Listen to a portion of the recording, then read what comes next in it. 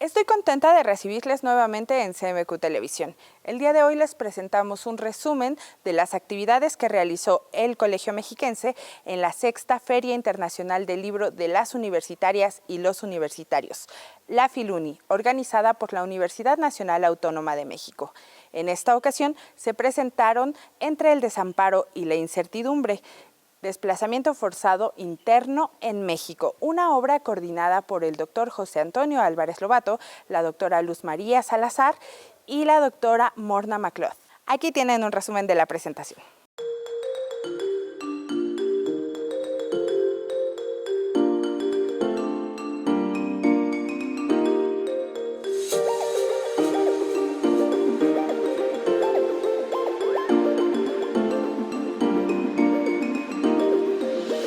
Gracias por asistir a la presentación del libro Entre el desamparo y la incertidumbre, Desplazamiento forzado interno en México, experiencias en el centro y sur del país. Económicamente, el desplazamiento forzado suele significar una pérdida total de los medios de subsistencia, lo que obliga a las personas a enfrentar una nueva realidad de precariedad laboral, informalidad y explotación.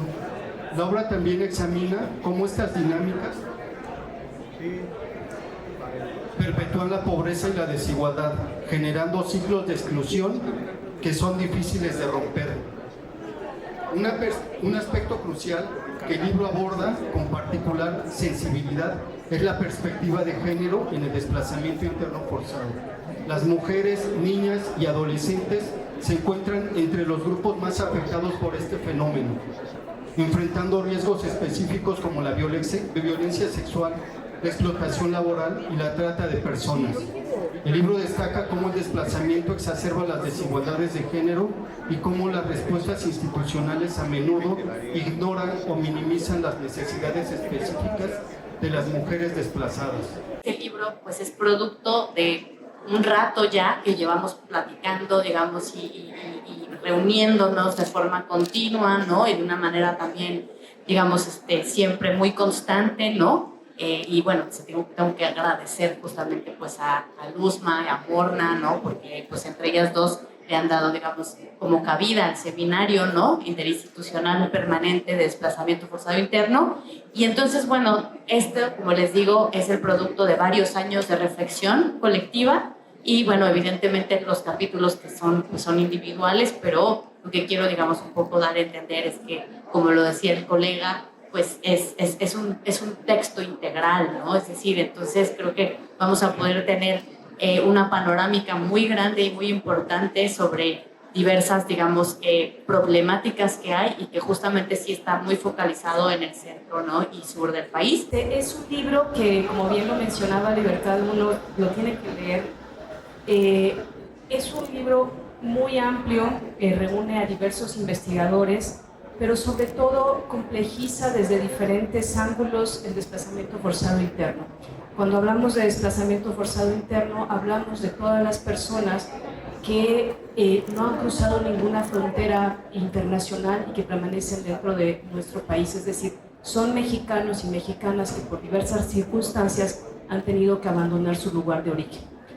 Esto nos da un escenario bastante complejo para pensar, por ejemplo, cómo se dan estos goteos individuales, que nosotros les llamamos desplazamientos por goteo. Este es uno de los primeros capítulos que habla la tercera parte, que está englobando a Morelos, Querétaro y Chiapas, es decir, la parte sur, ¿no? Más sur todavía. Más tarde se presentó también el libro El municipio decimonónico en México, una obra coordinada por las doctoras Miriam Moreno Chávez y la doctora María del Carmen Salinas Sandoval. Aquí también les presentamos un resumen de esta presentación.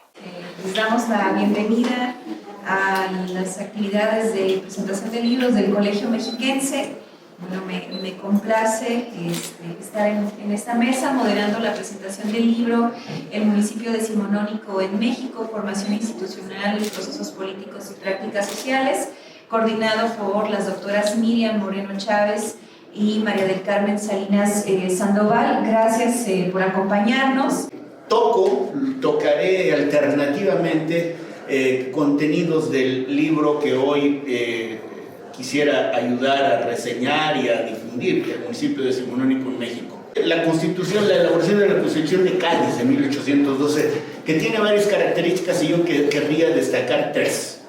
Es la primera vez que hay representantes de ultramar, es decir, representantes de lo que era la Nueva España, hay de otras partes, por supuesto. Me parece importantísimo porque además Ramos Arizpe, desde el constituyente, pugna por el reconocimiento cabal de los territorios de ultramar y por darles la misma condición, el mismo trato, el mismo estatus, cosa que se logra a la vuelta de la esquina, y por el impulso del establecimiento de las diputaciones provinciales, que mucho tienen que ver con nuestro tema.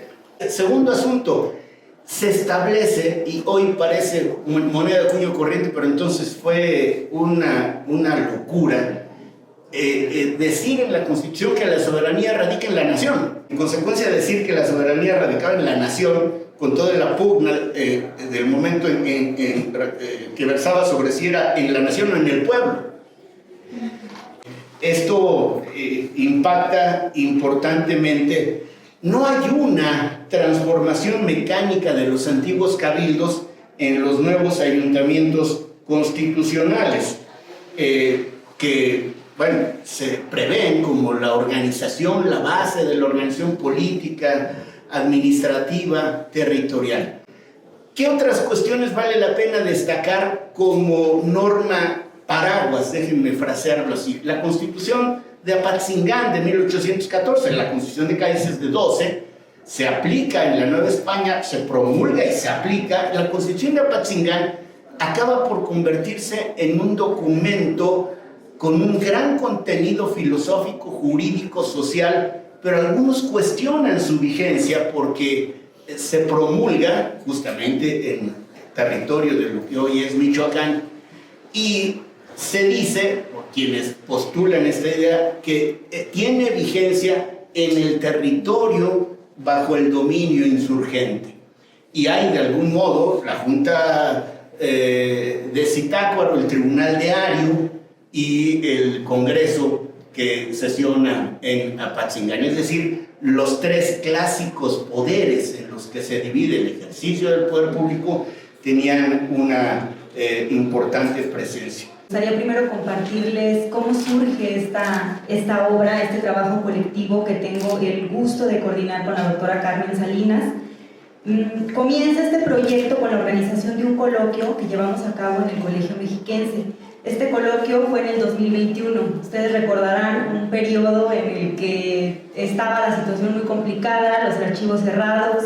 En realidad teníamos poca comunicación, poca interacción debido a la pandemia. Entonces es un trabajo que se da en medio de circunstancias complicadas.